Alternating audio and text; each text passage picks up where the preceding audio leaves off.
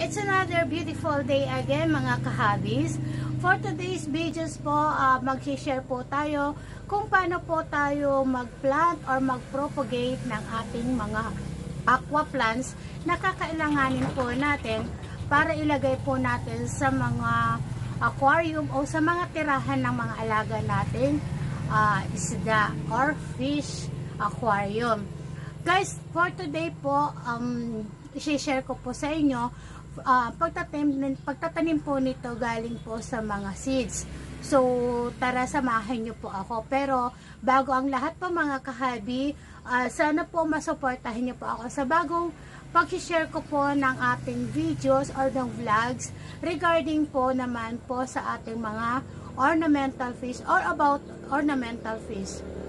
Pero mga kahabis, bago pa pala ako magpatuloy po sa aking gagawin kong pagtatanim ng aqua plants, gusto ko muna po sana magpasalamat sa inyo sa mga magsusubscribe.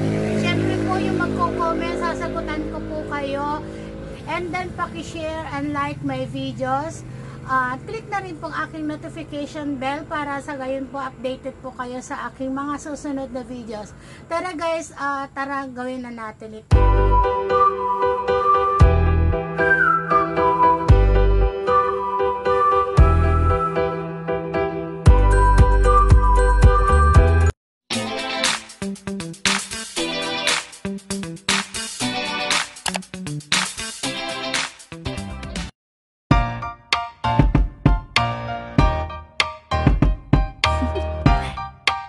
Do you wanna know?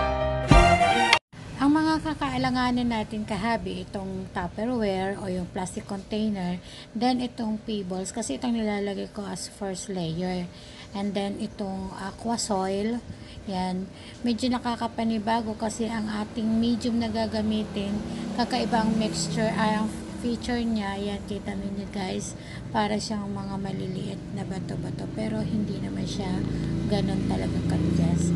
Yan. Ito available ito guys sa mga pet shop store or sa mga online, meron din nabibiling ganito. And then ito yung itatanim natin, isang mga buto siya na isang pack siya, 100 pieces. Aqua Plants Live po ito. In-order ko lang to through online. Yan. So itong gagamitin natin guys.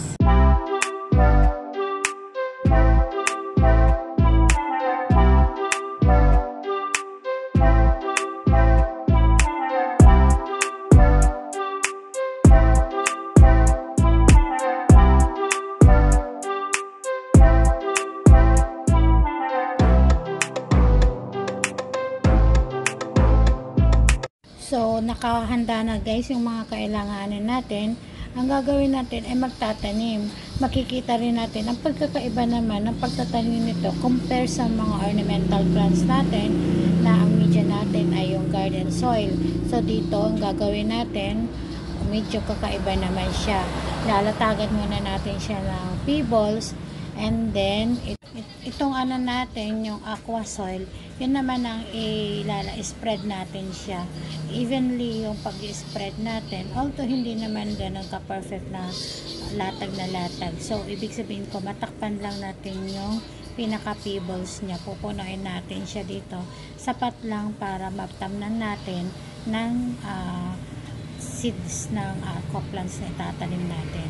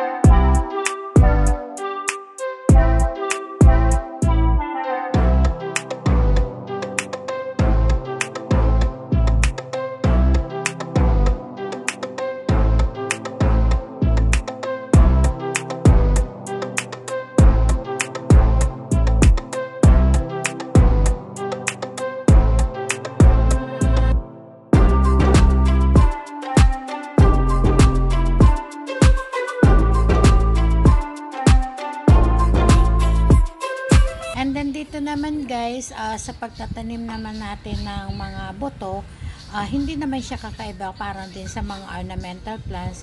So bali, hindi na natin siya i-germinate. Pwede na natin siyang direct na ilagay na natin sa aqua soil. Evenly distributed naman siya, scattered natin siya sa space na ginawa natin. And then yung the following step po, pakikita ko rin sa inyo kung paano naman po ito didiligan or iwiwet natin.